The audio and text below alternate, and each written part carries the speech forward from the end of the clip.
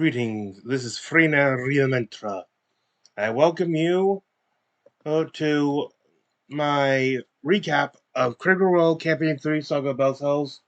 This episode 64, Reunited. They are back. I guess you could figure out by the name and, of course, the thumbnail.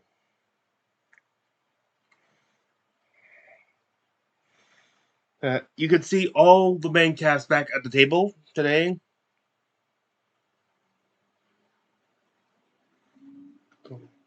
Um, they have a returning sponsor, Thorum Rings, today, and I won't buy this stuff because I don't need it right now. I need to come out. I can't do that much spending right now. So, but Thorum Rings, they make rings out a lot of things. I think one said they made one of a old like wine barrel or something like that. Like they're themed and they are very cool. You can go look them up or just let them explain it by going and watching this episode of Critical Role, with the link in the description. I'm very careful about making sure they get added right now.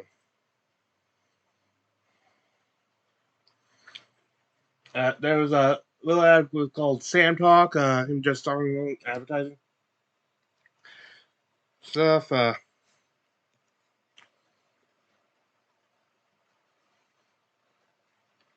Oh yes, he claimed about Reunited Rings like, oh, thanks to their revelation in 2000, their revolution in rings in 2012 that made rings round instead of like triangular or hexagonal or trapezoidal. Why anyone thinks it's safe to advertise on certain things? Oh, there's a quick ad for Suicide Dive, which will be the next thing I review. Probably will be watching that tonight.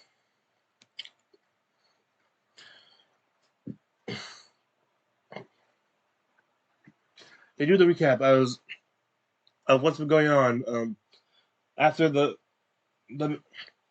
summarizing the adventures of Belle's house and the various guests they lined up since the party sundering at the Ballius Key. I can't remember the dates until one half's going to Walmart, the other to Isilra, but with Walmart uh, both helping in form their own exorcisms in the things like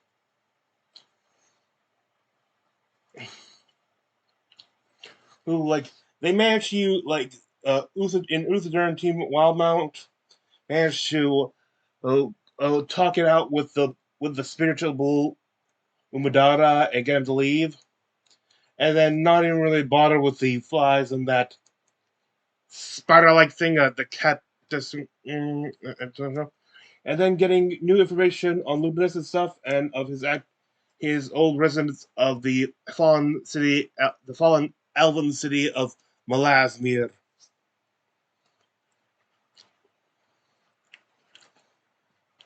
And that happens house along with their new commands Ziana and F.R.I.D.A travel to the corrupted Savalier Wood and the ruins of the elven settlement, and manage after meeting many bizarre wildlife, the uh, find the notes of lewdness while he's there, and which seemed to incriminate him in the destruction of Lazar in some sort of early precursor to his current activities with the Malleus Key.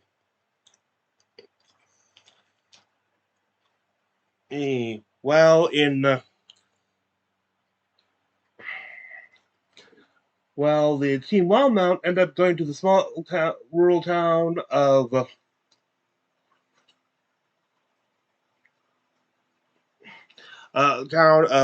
Hearthwell, where who were primarily worshippers of the Edo Eidolon, the Eidolon, the elemental spirits of the prime material plane and stuff. A paganism which has become under which is being trying to be forcefully replaced with the worship of the prime divinity, specifically Pelor. There, that have the Team Silver, and there.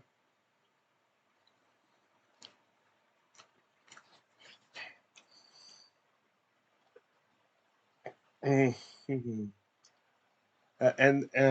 they're along with their new companions, Denise, Denise Bodor, and Prism, tried also to to exercise the Church of Palor out, the Church of the Dawnfall out of there by peaceful means of talking, though not nearly as successful. Well, and but and they toppled the temple and with many a summons were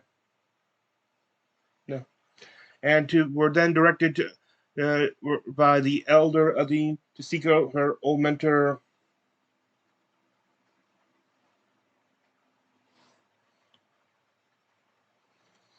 To oh wait, they only recapped the Wild Mouth team. So I'll stop recap because you already know what happened. You've already seen the episodes probably before even watching this. So see 2 to 4 people actually watching this at this point.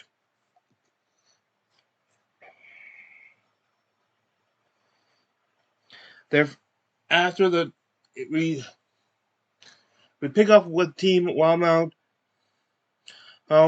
mid teleport. Thanks to that bad roll, they're facing heavy resistance and take 18 force damage. And after another roll, take a hang on. I really gotta finish that subclass. There will be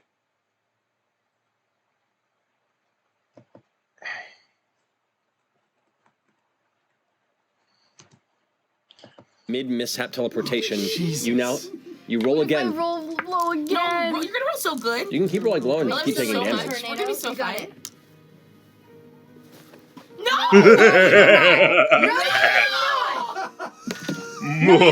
Really? What the fuck? Wow. Stop! I rolled the exact same rolled thing. a 4 as 2 well. zeros and a 4. God. What? I just rolled it just to guys roll should with get you. married. That's spooky as fuck. Oh, I don't like it. It's too scary. Torn through the maelstrom continuously. The shifting of magic here in Exandria has created transportation to create a tumultuous space in which you attempt to push long distances with an instant as you all take another 15 points of force damage. Oh, What if I'm gonna die? What are you at? Just wait. If we do it one more time, I'll probably be dead by the time we land. Before she goes again, can I roll perception checks to see if I can tell that Imogen is fucking us right now? Sure. Yeah. Why does it hurt right now? Whose fault is this? If Imogen dies while we do this, do we ever 19. land? 19. In the midst of the screaming, echoing chamber that is the... fuck it. I'm gonna go ahead and... They're all level 10 now. Hit the sirens, baby!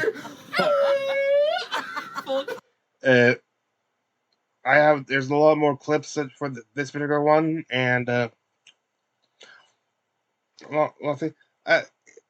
on time crunching right now, so basically they do after that roll they take another 15 force damage.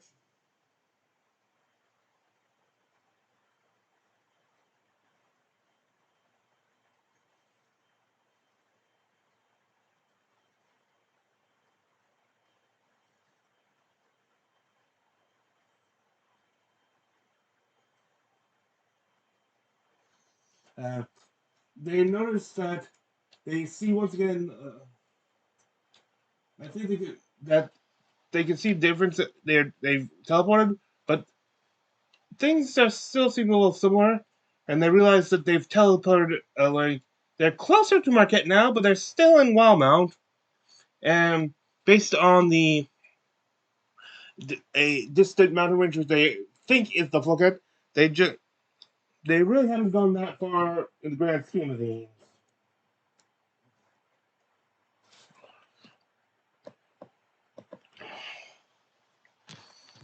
Hmm.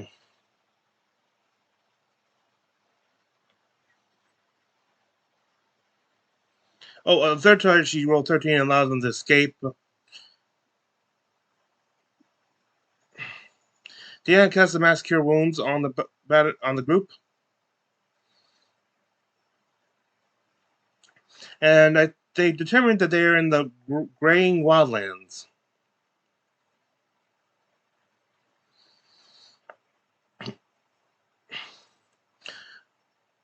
They are then and see a flock of birds suddenly changing direction toward them. So, but as they get closer, they notice these are not birds, but bird people. Either F.R.I.D.A or or a croco. Um, these instead of having like wings on the back have their wings as arms are the same thing. So similar to that race from Breath of the Wild. I forget the. Um, they try to do peace, but they are quickly kept like a small group detaches and just a dive bomb, and when they curve up to this, drop items upon them, which turn out to be nets, entangling.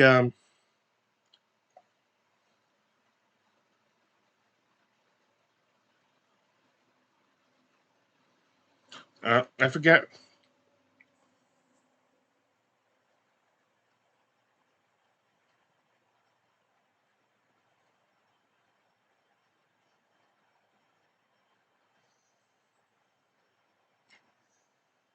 Uh, I forget which ones were caught. Basically, only two of them are still free, and so they get caught, and they are. Mhm. Surrounded by what appears to be large birds. F.C.G's ornithophobia starts kicking in, and he even going as far as to ask him, "Did shithead send you?"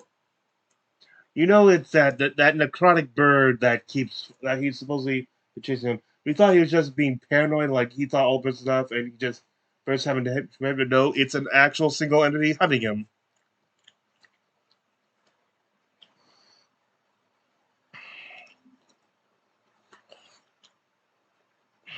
Okay. Imogen attempts to explain about the how their teleportation coming up with complications, and they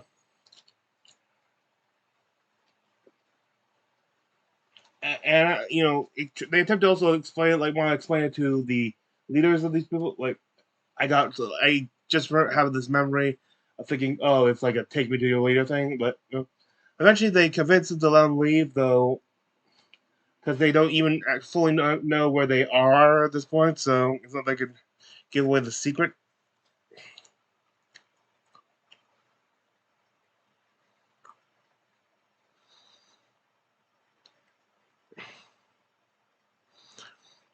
And upon seeing F.C.G's distress, Frida communicates with him telepathically, and they think that he gained these powers when the teleport thing during the teleportation, like something how like cross wires and head stuff, or he and Imogen's streams were crossed, like crossed the stream.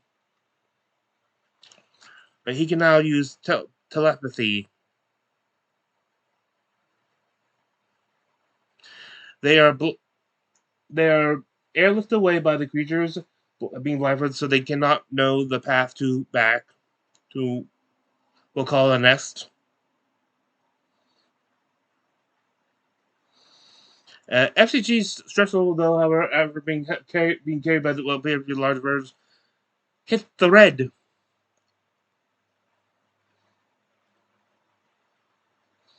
Imogen sort of uses telepathic abilities on her blindfold so she can take a peek. Thankfully, she managed to notice F.C.G's condition with the red eyes and uses calm motion to.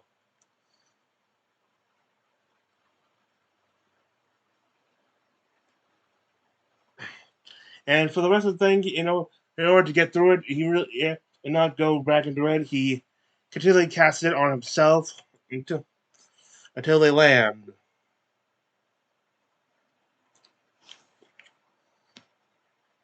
And after being told that should that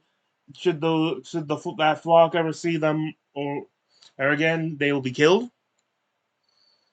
The bird folk depart.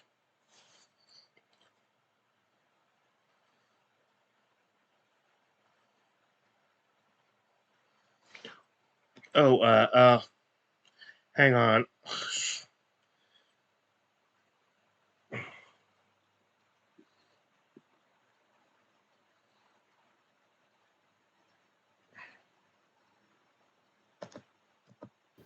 And then feeling more than seeing F.C.G's panic, I will realize that there's something happening in where my brain would be, and think to myself, caregiver, can you hear me right now?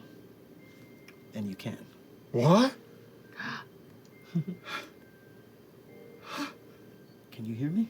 He said, yeah, can you hear me? I'm not talking, I'm just thinking. I can. I don't know how this happened. I think a little bit of Imogen's woohoo rubbed off on me, but Well, it's I that rub very my sheer, woohoo it's on a a lot very of sheer, very sheer skirt she wears. I can't help it. I'm cold. Imogen, What? how many more charges do you have on that staff? I don't remember. Not enough to do a teleport. Oof. Okay. It takes 7, and it takes 6, and there's only 8 charges on it. So we'd use it has to them, recharge, I think, every day. Correct. Cool. Okay. Okay.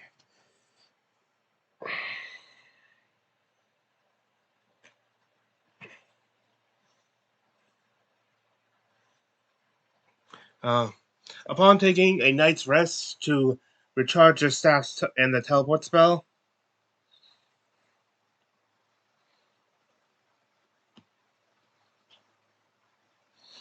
during this thing, F.C.G is who apparently calm emotions is just recovering it because it wears off. It's just kissed by Frida and like it's a very nice thing, even if it's kind of like simpy.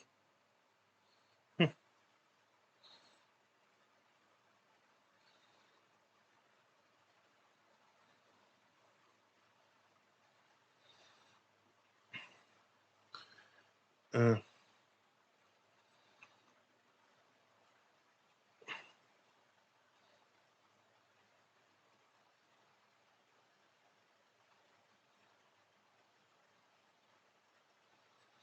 uh, During the night, Frida casts detect thoughts on F.C.G,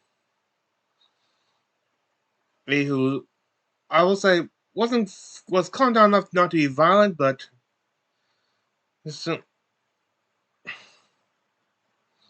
still, and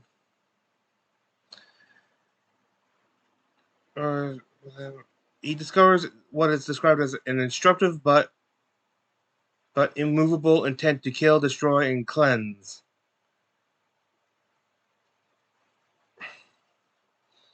And what seems to be like a feeling of someone building and enchanting within F.C.G's body. Upon the morning, the staff is recharged, and they successfully took, and after a roll of 53 or something, successfully to teleport to the smoldering spire of Jusar. It is still very early in the morning. The sun has not full emerged. They immediately noticed a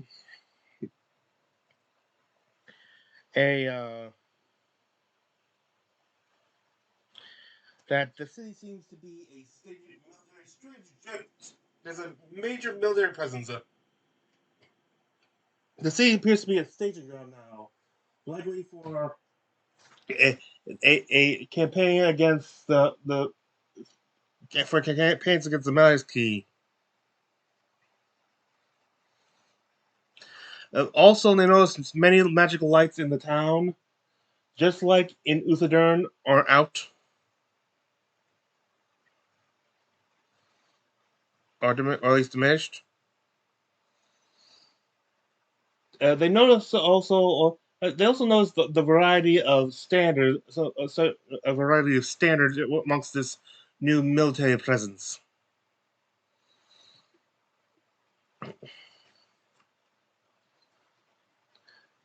Uh, they also see now that they are in Makat in Jusar, which is very near the site of the Malleus Key. At the what the frick is it called?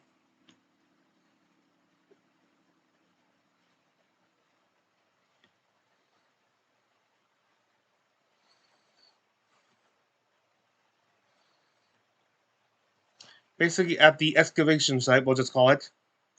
They could see Rudis high in the sky. The bee clearly see the beam going up to it, and noticing that Rudis is now in a constant state of flare.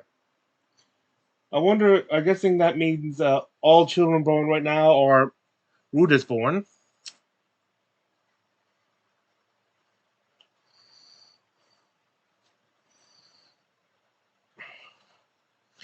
And then Deanna. Then after being give after lending after Imogen lends Deanna Laudna's blood well vial, successfully does a scry on her while they're in a cave. Um, the cavern where the previous party left off. And tries to cast another sending, but it fails again, being a long distance communication. And decide to ask around in places they know and stuff to see if since they don't know what that cave is. They don't not sure if they're like underground or new to Star because they've had plenty experience within those tunnels. And ask around to see if anyone's seen them or if they have left any word.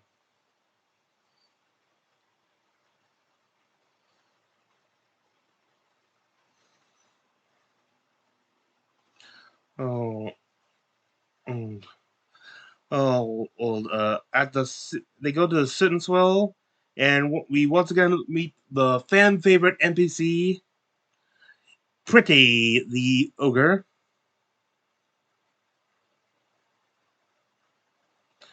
and he hasn't seen them. He told them he hasn't seen them there since last time Beltels was in the city.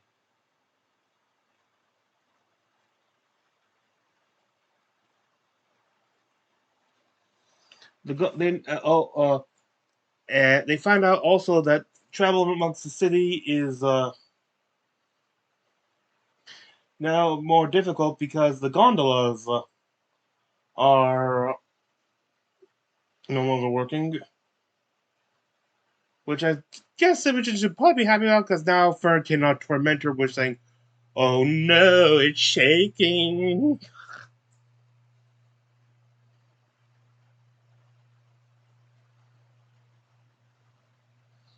Diana also like gives some fashion advice to Pretty and offers to make him some clothes and stuff. Not sure if it's I have it knitted, but I'm not sure if it's actually knitting or just like finding patterns to make.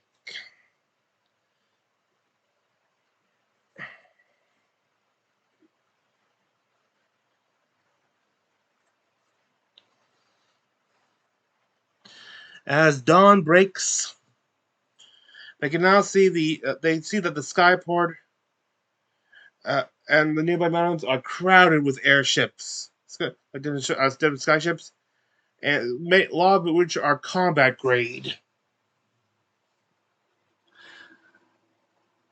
And from the banners you can see all over Alexandria, like the notes amongst the military here, the standards for like many of the religious Vasselheim, such as the Dawnfather, they also know someone with armor with the that depicts the Changebringer.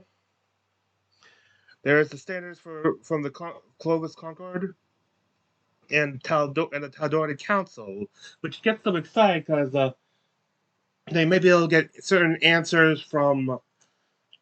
It could mean they meet the Lord and Lady of Whitestone, Percy and Vex, sorry, who can, they can maybe try to find out about Keela stuff and, just someone they know.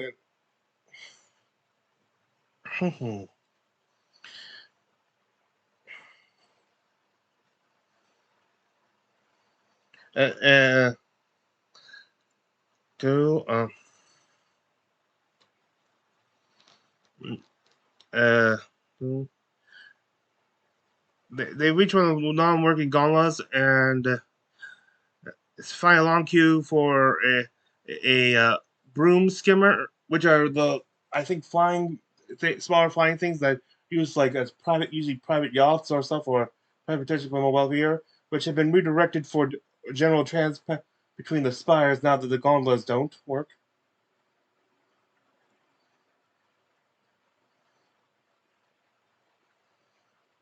And they managed to bypass the line using by making themselves people of import on diplomatic or things with the letters they have from the king and queen of Uthadern. And Fernwell shapes into a tanuki. I only hope that Fern kept her gender for the transformation. Tanuki is known for having rather is in moving on. This is to make sure they enough to fit on one a skipper.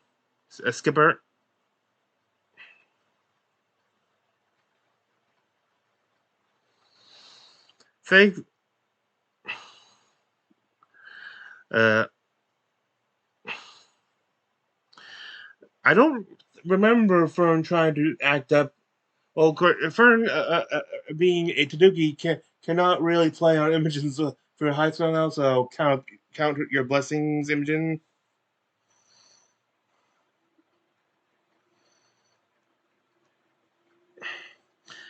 They find their path. I still refuse to say that phrase whenever possible.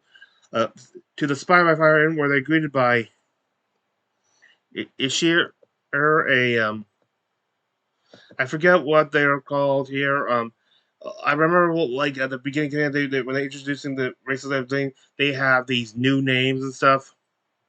Katari, who's like a barkeeper.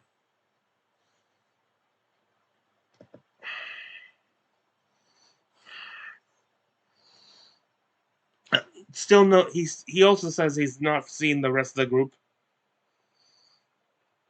but he does give them a nice hearty breakfast, like full size.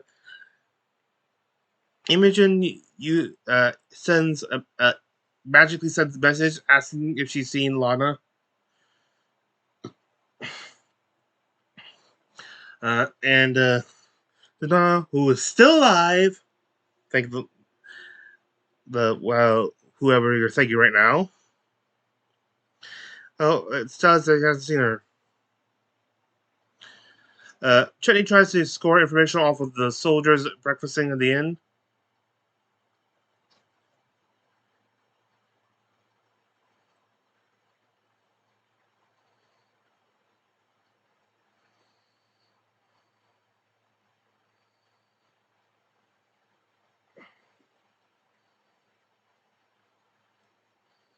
Oh, when trying, they okay. Hang on. Oh,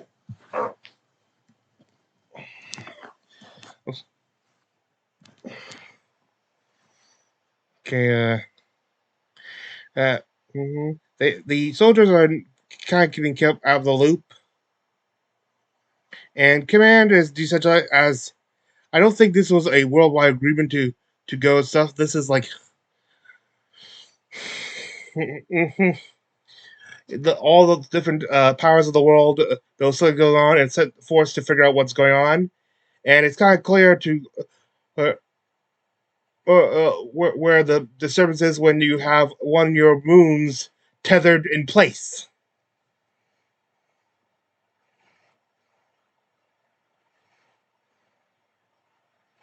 Fern gets the same thing while eavesdropping in her Tanuki form.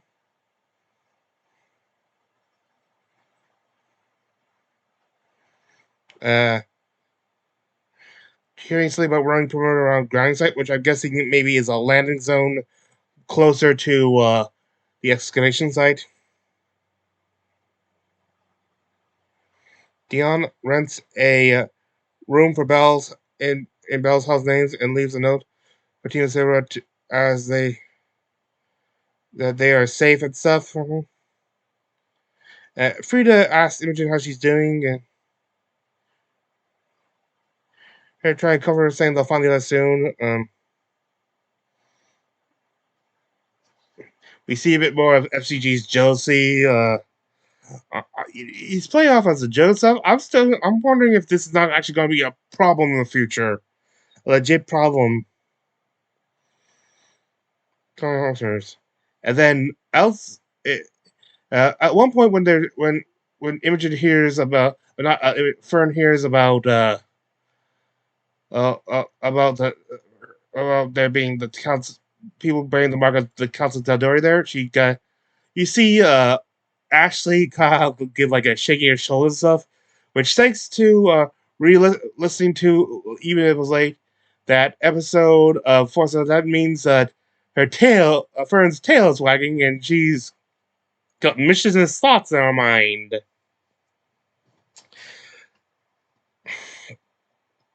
It's funny how obvious it becomes when the tail is pointed out. Elsewhere in the city, a tree glows in the garden, and a portal opens. The ads for Thorn's rings. That's where break goes. Thorn's ring. Here's a list of different ads and stuff. Yes, the President Gale bit. One of my least favorite ads, honestly. And then a second previously on, and recaps Team Isildura's thing, like going to the continent of Isildura, meeting Diddy's Bordor and Prism, having their own exorcism, a peaceful exorcism of a temple. I mean, in the, not that in there trying to get something out of the temple, but trying to get the the temple and all the worshippers that gone, but with far less success in peace. Or and then they are led. Then they are directed to by a a uh, elder Adine, uh, uh, uh, to seek out her old mentor Hevestro. Oh, to perhaps get arrange a tree stride to get to Dressar. And they go and free him from a released entity, another entity like Madara, who was released from magical bindings, one far less noble in nature. And they is there. Oh, oh, and after facing this dark entity, have their own like team, while also get their own relations, but this in the form that Bordor has been lying about his backstory. They find out that he is in fact a member of the Ruby Vanguard. One of the people trying to bring down the gods through the help of Predathos. After his initial strike damages them and manages to knock out the person who he connects to most with and be most likely to sympathize with him, he is quickly subdued and ended by Laudna. As they mourn who they thought was a friend, and they go there, and eventually in the morning, Denise decides to go, but she wants to go to Westrom, where they through use of scrying found out her ex Derrix lives. It is at the moment, and Prism was originally going to go, decides to go with them to Marquette and stuff, and to run them along with her Raven and her book, and they all walk in the tree and come out. Emulating Orm's descent into camp in the previous episode, in which uses her Raven mother as a hang glider. Prism sails through the portal and off a cliff in Jusar. And Orm has to use Seedling to pull her back to safety. She thought they were going to be going their separate ways once they got there, but she didn't realize what the landing zone would be like. And this landing spot, but the point, by the way, is the posh Lucent Spire.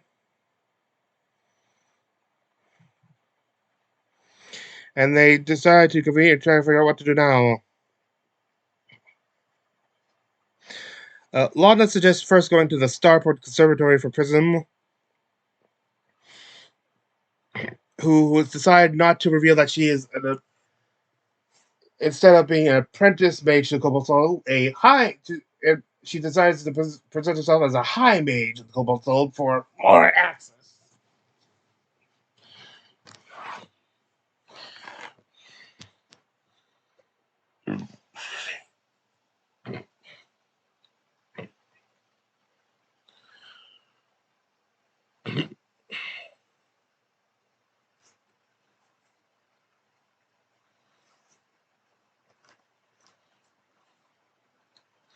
And so you somehow learn now teleportation circle too.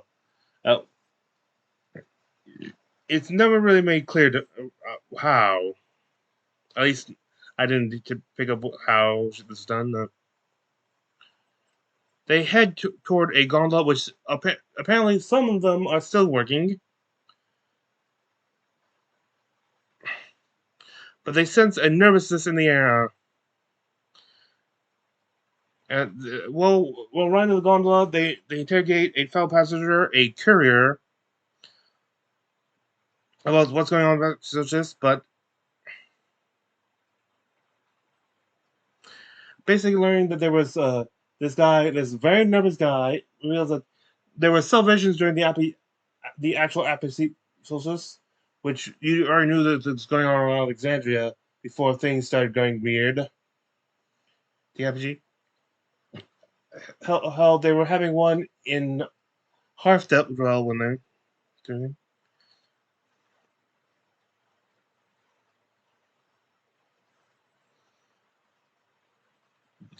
And due to this trip, he reveals that the Shande Quorum, the ruling body of Jusar, has announced they made alliance due to the strange events. Yes. And to help with increased security.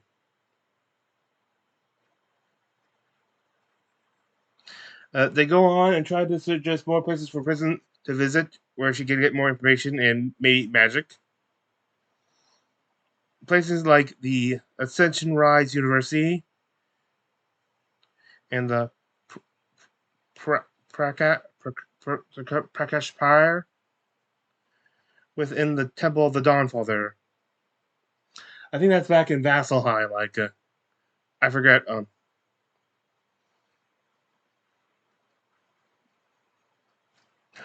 Oh, wait.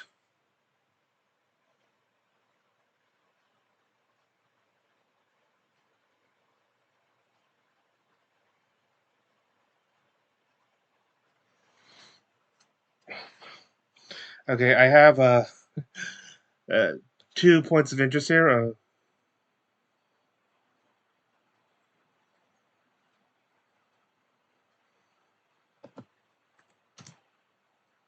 All because, I mean, how are your abs? I lift up and I have an 8-pack. Like I said, I mainly do Minus 2 to not strength for because my fun, arms are weak. but It's all in my core. for their This react, is where magic comes from. Are there their just humor. books wedged between each? It looks like a fucking stack of books. They deliver so much better than I do. Welcome to the library, Book bitch. spines all the way down. It's tattooed book spine. She's the Dewey Decimal System on her abs. All of the authors say Prism Grim Poppy because I fucking made these. I wrote my own fucking story. Okay.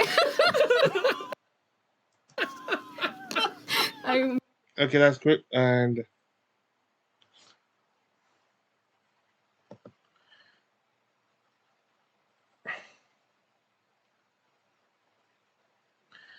she talks about inviting them all to visit the Shadow Realm um, for their celebrations of the Matron's Festival of the Night of Ascension, basically anniversary of when the Raven Queen ascended to godhood. And something happens here is like, well, for all you don't know, the Shadow she's represented is the Shadowfell, but there's something.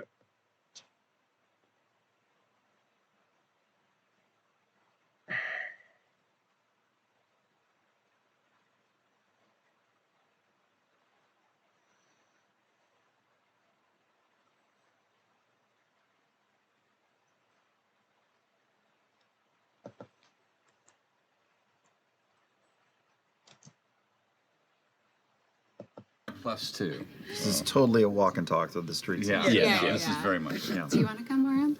To the Shadowfell? To the Shadow Realm. Shadow Realm. She corrects him, but she corrects the correct answer with a wrong answer. I hope she comes back eventually.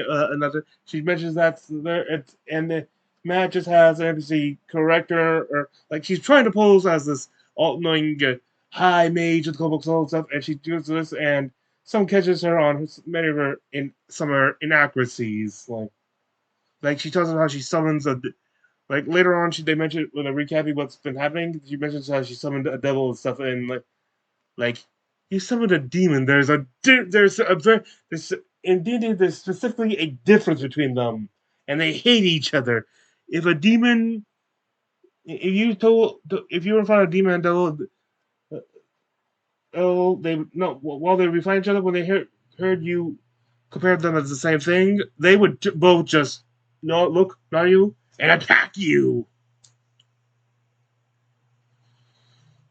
I'm kind of hoping someone calls her out, like, especially if she's trying to pretend to be this very knowledgeable high mage, like, and yet she can't even get the name of her birth realm, of her birth plane right. Well, Night of Ascension. sure, if we're still here. Oh. Mm-hmm. Mm-hmm. Mm-hmm. Mm-hmm. Mm-hmm. Mm-hmm.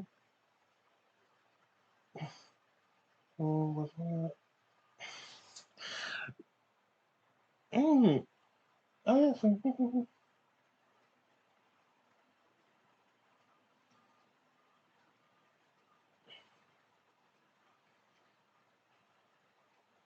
Mm-hmm. Oh, mm-hmm. Oh, something really? Because mm-hmm.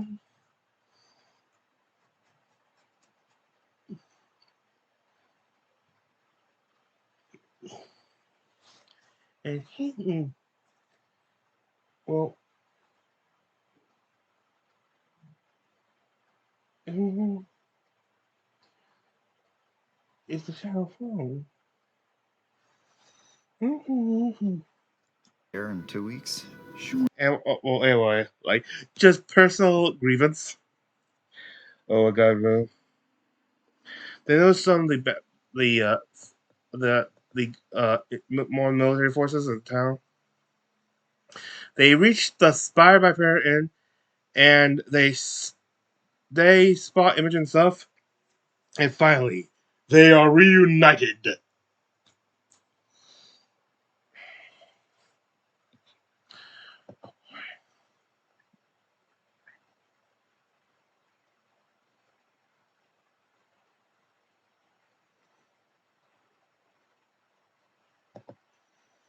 Silhouettes enter past the soldiers that are exiting, and you immediately recognize the silhouettes of Laudna, Orem, Ashton, and another. Imogen! You guys! I scared her over. Hugs. Hugs. Hugs. Holy shit. I've got a lot of phones in front of me. Let's reunion. Hugs with phones. You're alive. You're alive. Makai and Orem? Thornton. There's a rapid patter of feet along the wooden floor, and then Orem flies through the air and latches around Fern's neck. Well, I'm still a raccoon dog. He grabs you in your animal form because, quite frankly, why them having just a strange animal with them and you're not there? It's a dead giveaway. I lift her up. I'm just so happy. This is my friend. There's an animal sitting at the table with you guys? No, it's No. another table. I'm just gonna The soldiers you were spying on have gone up and left now, so you probably Okay, would have great. returned. So I'll just go under the table and change. Okay. Oh my god! Hi, you're Which alive. reality is real? None of it. Wait, where's Chetney? Oh, he's over. He's next to Deanna. This is Deanna. Hi. Hi. I saw you laying in a cave. Oh my god.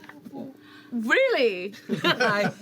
It's nice to meet you. I've heard really nice things. Pleasure to meet you. Oh my goodness. We made a friend as well. This is Prism, everybody. Hi. I'm a high mage of the Cobalt Soul. Oh, that's nice. What's that? That's just my reality. Insight check.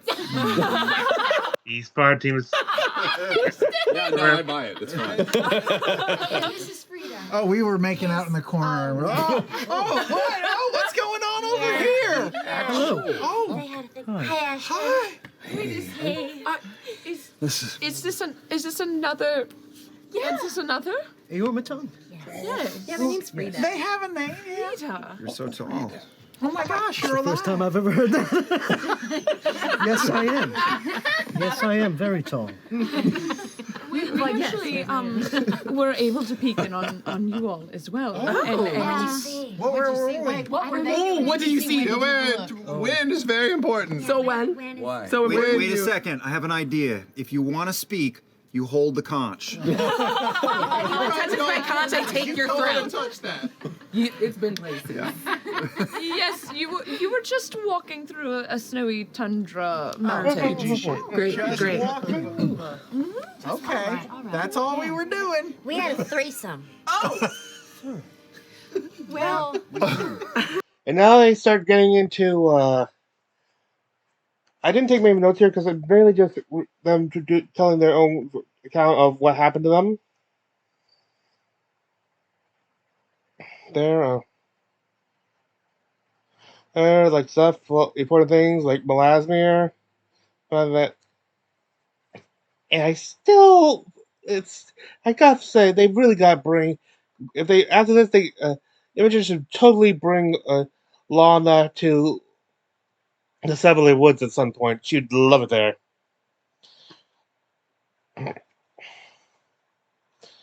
Uh, they mentioned the betrayal of Mordor stuff.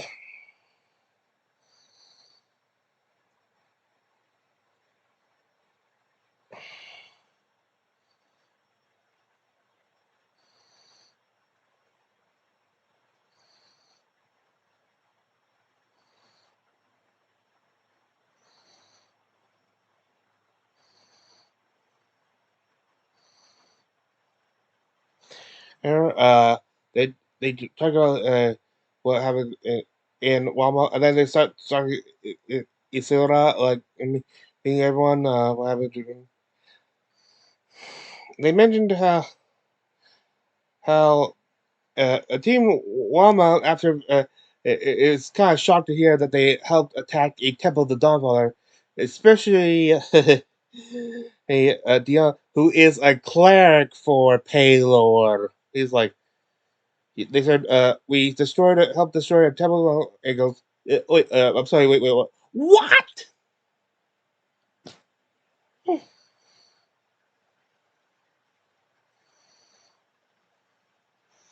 There, they explained that she's a temple there, and they actually introduced the guest characters who made it.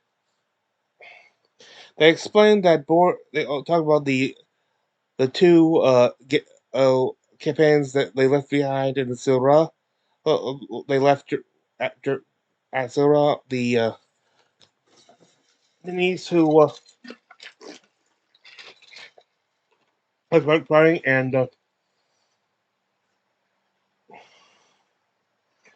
and Bodor, they explained his fate and how he was one of the Ruby Vanguard. Chitney seemed surprised that they seemed to be down about his death. Like, he was one of them. You know? They explain more about what's going on, like, between, like, how Denise was Dan's ex, meeting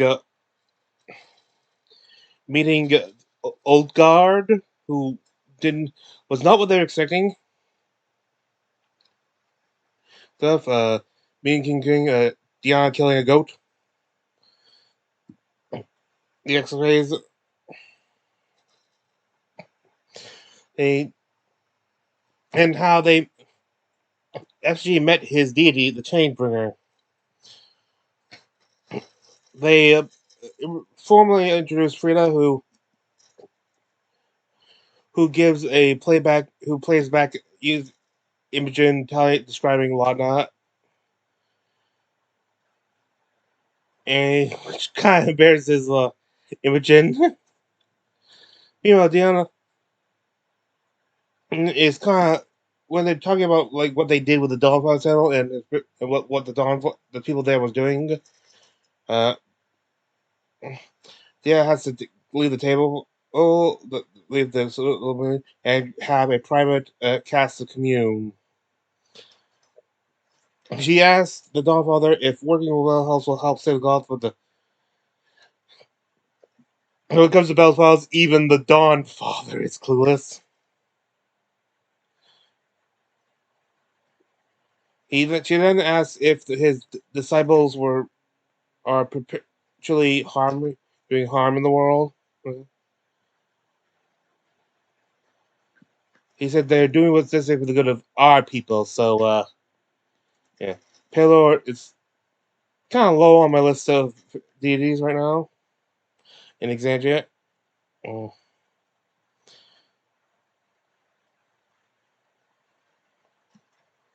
And then her final question: are you worth saving? And he just like, and his response just forcefully ends her commune like, yeah. Oh shit, Father, like, mm.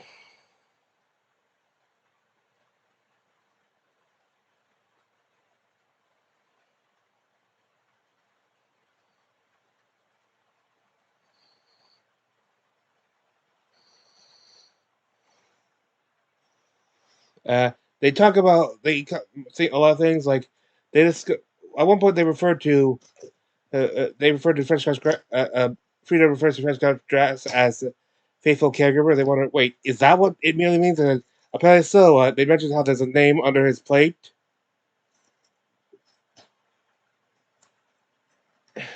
Plate and stuff, like where they give the designations. And Frida actually takes off his plate, which is kind of scaring them. But Imogen loves it and says she's got new inspiration for a form of dread.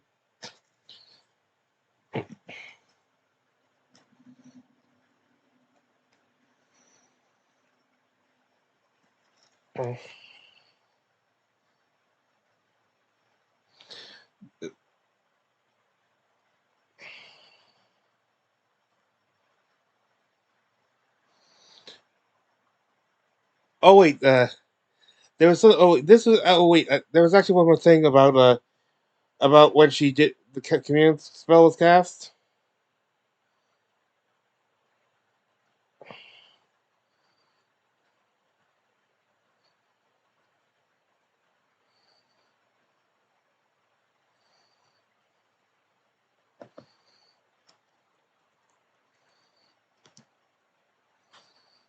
Area, which is completely empty at this time of day. You finish your commune spell, and you clutch your holy symbol. And my phone goes off. Look at that timing. That was perfect timing. He's arrived. That was perfect timing. Yay. Yeah. As you feel the chimes of your worship cling past your ears, the light fills your mind, and the burning light of the star that encircles. Okay, yeah, I forgot how to put that in. In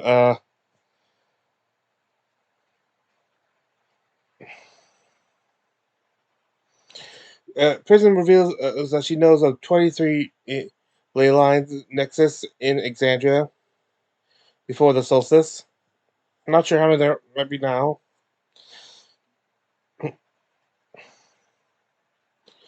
So, with the way the power is being distributed right now, stuff, magic is off and stuff.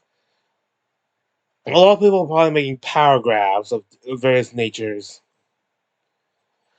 They reveal that the Team Walmart reveals they managed to find Luminous' notes from Melasmir, one that sort of incriminating him in being responsible for its destruction, even if indirectly. And also how the notes explain how the gods don't seem to want people to understand REUNITED specifically. They don't want people to try to know about how big a threat Protothos is to them and try switching their faith to it. Oh, here's a little thing I thought of before. I had an idea how Protothos could be such a big threat to the gods, like not just the stuff. I think his big thing is he could also weaken them. His power, he seems to grant psychic abilities, powers of the mind. What if he has the ability to start wiping knowledge of the gods away, thus preventing worship of them? That would drain them. In traditional deity, if a deity loses all their followers, they die or enter a dormant. There's like an area in like the. I think there's like an area in the Astral Sea which is just where has these meteorite things, which are what the gods become when they no longer are worshipped.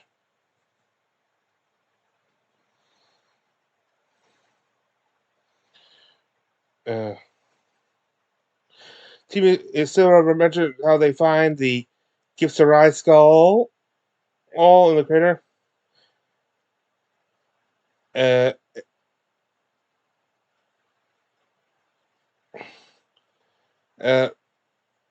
when they were squaring it before they found this ring and stuff, they were talking about ring and stuff, and when they're about to show it, they discovered that it is missing.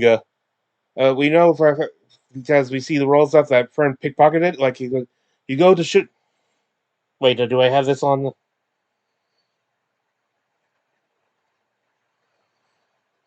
Oh, nope. They go to show the ring off. It's not there. And you can see the wall record, and it just tells him look staring Ashley down and said, "It goes, glad you're back." And she gives it back to him and said, I say now, oh, and so she claims that for returning it, she they owe her a beer. Walmart explains their trouble in transit for their destination, meeting the bird folk, and Prism thinks it's a good time to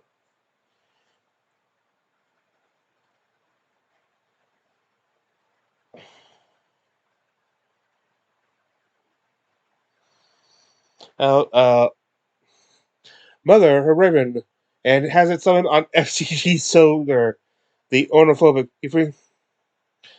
Like he does not like birds, and is up.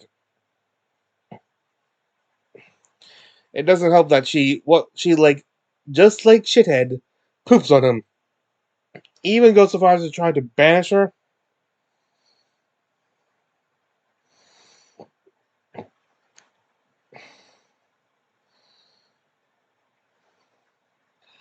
But Prism counterspells. Also, she also introduces them to her book, the Neos.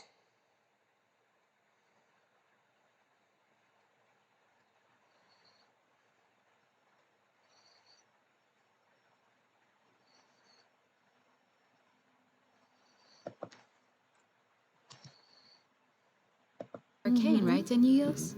At this point, you see this leather tome floats into the space. This like leather-bound This is massive fucking book. wild, and I was dead for 200 years. As a face pushes out of the leather and goes, Oh. "That is quite right. It seems a nice Don't slap Yes, Is your book a guy? my book contains the soul of a mage who is bound to it. Oh, and You Yes. poked my eye! I'm Yes, so you sorry, poked sweetie. his eye. Oh my god. Denius, you.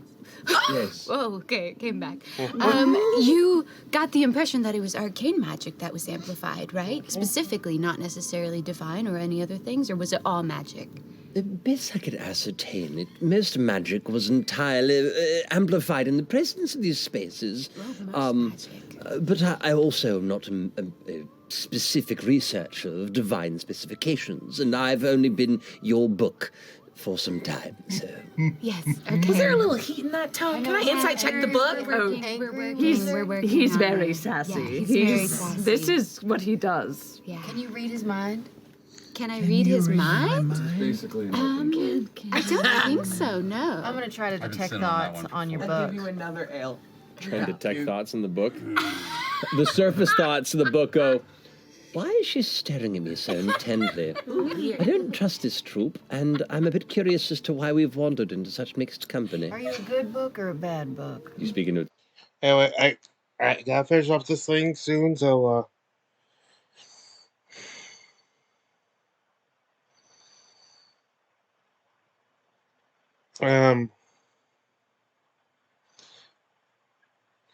they don't need to discuss what their plans are. They realize they need to head back to the Malaski and the Hellcatch, but even though evil is last result, I think they need to get more prep time and stuff. And personally, even with the great forces of the world converging on this,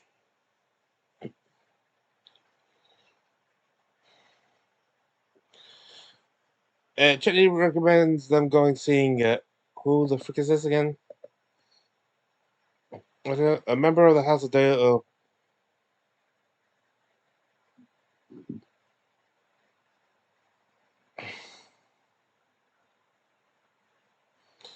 Oh yeah, it's something to do with his Gorgini. His the Blood Hunter group he's part of.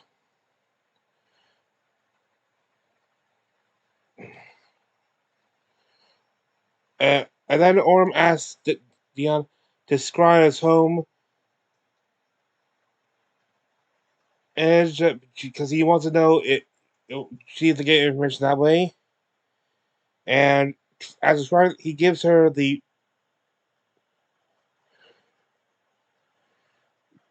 remnants of the message bloom seed. Chutney, he specifically wants to know if Keyleth is alive. And Chutney even uses a minor illusion spell to create the likeness of Keyleth. And the spell seems to at first fail because how her recent commune he ended like what's that? But after complaints, she said she kind of has this light up of effect, effect and stuff, and basically tries to, and the scribe succeeds.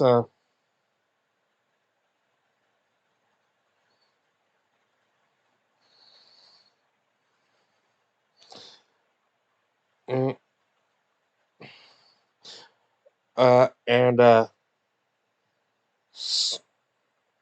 they see her like around her bed, like leaning on her, like sitting on her bed, leaning on her staff heavily.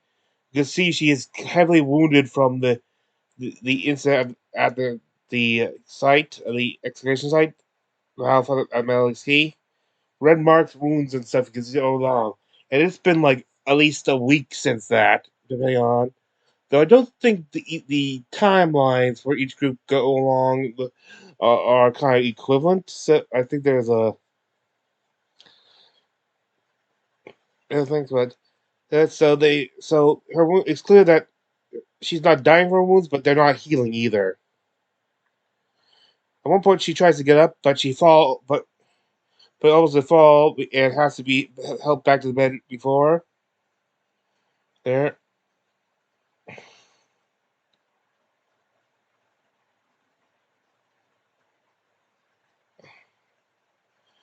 There.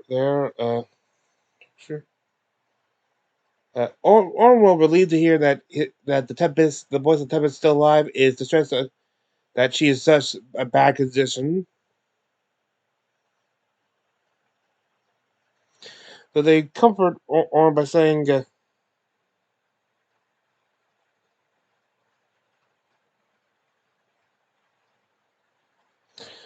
that this is a good thing because it means someone's able to get to her in time.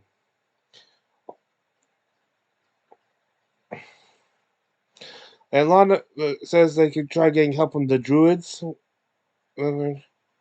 about the elemental powers involved.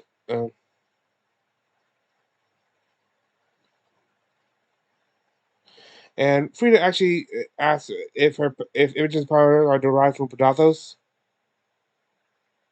which she said it's a strong possibility, and he wonders that should they able to actually manage to defeat Pedathos somehow or seal us, what will happen to her abilities.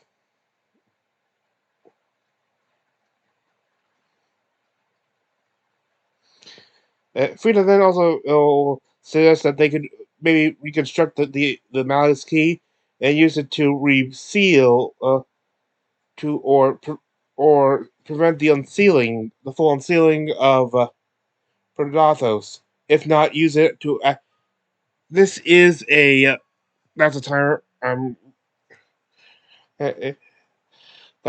they could even use it to attack Predathos himself. It was designed to be a weapon against deities. So there. And then we get to a part that the audience was wondering. Orm suggests that Dia, Prism, and Frida should go do research on libraries here in Vasselheim. Like one of them like Dia is a cleric and stuff, and could get into the places where Prism being more of a arcane variety and just help toppling a temple may not be welcomed. Well, she can get into the more academic places. Who her her guise as a high mage of the cobalt soul. But Tristan evacuation site. That's it. Mm. F.C.G wants Frida to stay with him, but Frida tells Tabaki that, oh yes, he doesn't trust Prism. Like, they've just been talking about all these things about God here and stuff. She very clear. We mentioned how she had formed a bond with Warlord. Stuff. I think I even had a comment. He finds that she seems nefarious to him, and thinks he may need to protect Diana from her. F.C.G is unhappy. Well, that's ample. And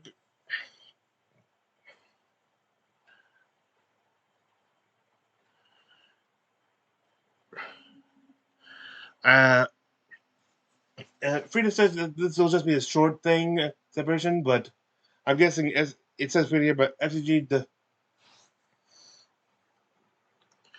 but they both know if only for meta things, there won't be, and F.C.G wants to perhaps go with them, but Diana then has a similar thing.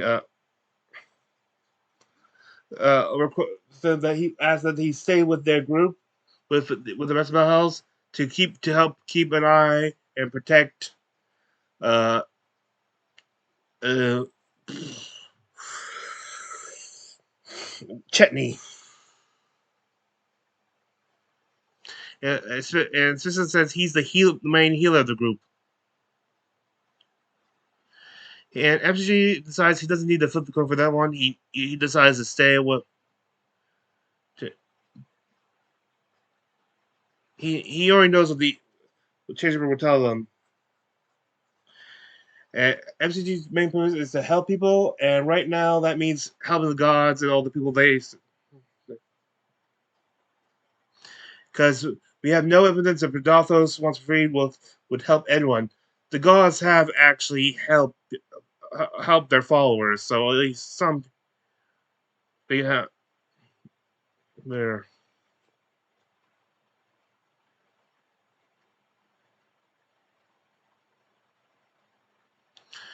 He was going, but they do confront Prism about the suspicions of her motives, and she just admits that she just doesn't not sure of anything and thinks that maybe just wants to get more information.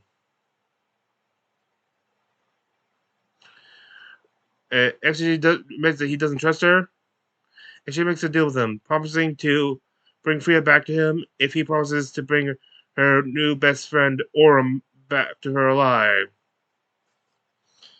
There's a. Wait. 350.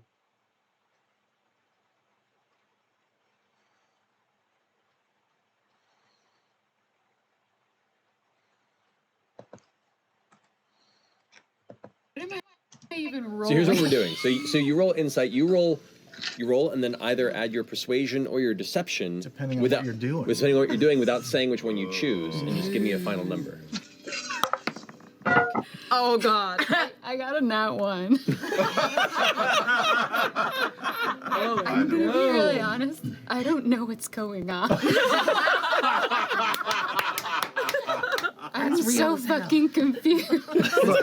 I want to be what you need me to be, but you're asking me questions with a heavy tone that I can't make sense of. Do you want to just say what you really feel? Do you want to say what you really feel? Because the last time someone didn't tell me what they felt. Punched him to death. And come here. I don't want to do that to you. I don't want you to do that to me either. She's making good points. I gotta go with my friends to go save the world. Uh-huh.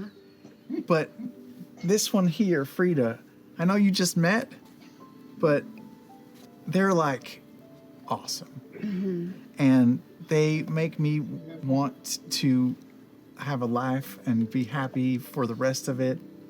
And if they don't survive, then all of this is sort of for nothing. I just met you, and I don't think many people here trust you. But for some weird reason... Why? Because you're really shady and shifty. What? They don't trust you because you have a bird. It's just trust you. Well, okay. Anyway, after getting the trust element, they made a pact to protect either there's closest members to the other group.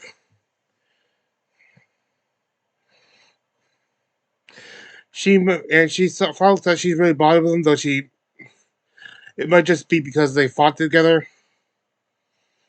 It may be confusing battle mechanics.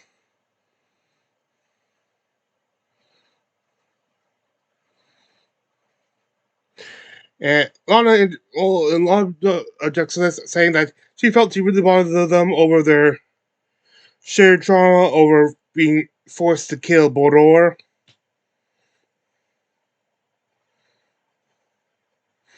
But she just feels like she hit it off more with Orm.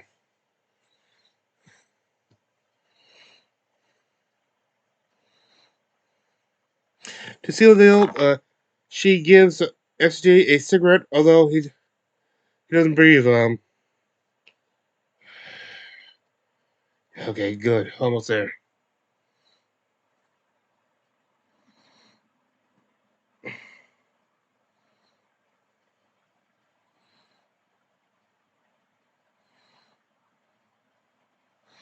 Steph,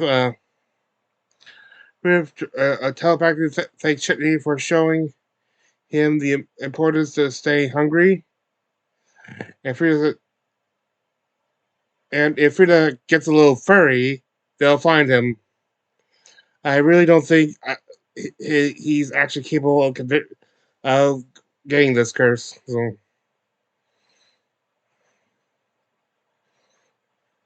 They also discussed the new wardrobes of Team Wildmount. I think I have seen the art, so I know this does prompt Team Zero to now get a wardrobe change. They also have a new art coming out eventually. By the way, in the intro sequence, they're still using the guest characters from Team Isura at the end, so they give Lana the corset they got in return. Kristen gives her some hair for scrying purposes. They say their goodbyes and some of the fantasy for the others in the shape of a giant bird. I don't think she and F.C.G will ever get along.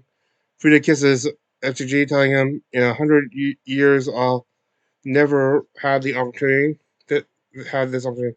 I love you, faithful caregiver, and I'll see you soon. And F.C.G's response?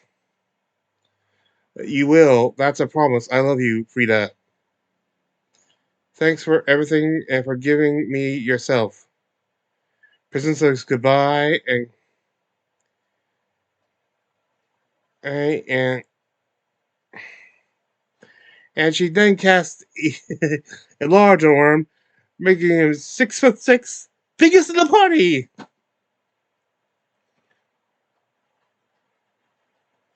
Same. Oh, one little quick thing. One little thing. Oh, by the way, throughout this there was some previous. I forgot to add. Previous episode, this was she for the fan bit she was doing while Sam was away. This was Merchant's fan. WTF is up with it, pointing to Bordeaux's player. things, and then, but it turns out it's double-sided. White fan of surrender. Also F.C.G. is I mean that Sam has the new shirt of I think that's bad. I think that's the name of it.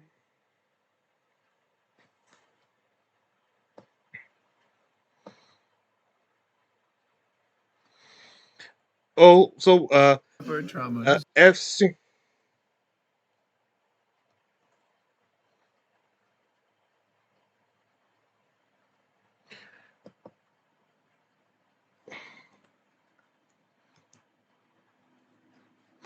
And FCG, and Sam's new thing was a silly of FCG and cake. Good. You taught me how to have fun. Like FCG, there's this tray that kept falling off with a piece of cake on it. Of course, the tray fall, it hit the door. There was like a little hair on it stuff, so no one's partaking. So I'm gonna go get that shit away from you.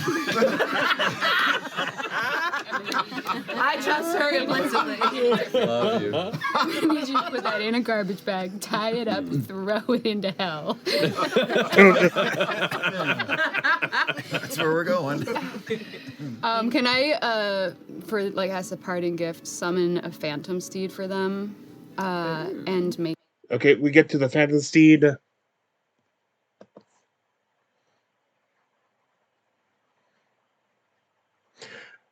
Wait. Is this for Bell's house? Yeah, just a really big bird. I'm so proud. Okay, wait, I think that actually may have been for Bell's Hells. Mm-hmm.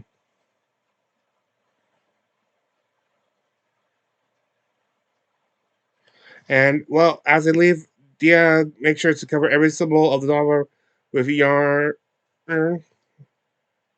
Uncle with yarn. And with that,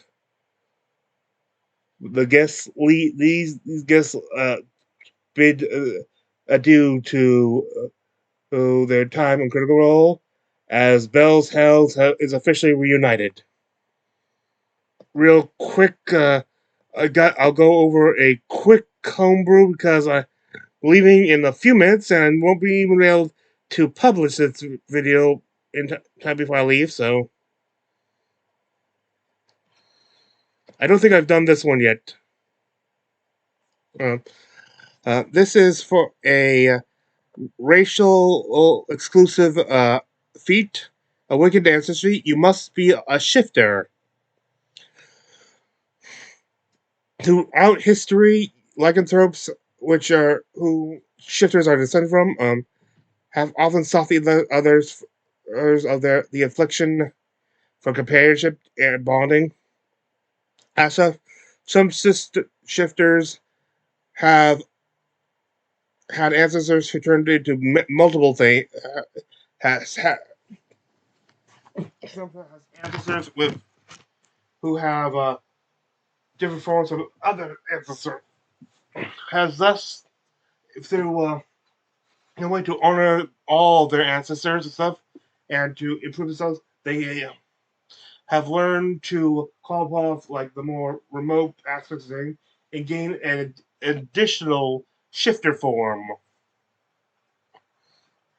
It's still like they only get one use of shifter per rest and stuff, so they have to choose which one they want, but they still have limits to do, but they get an additional option. And with that, I thank you for joining me. This is F.R.I.D.A Reimagined. I wish thee good fortune in the quest of life.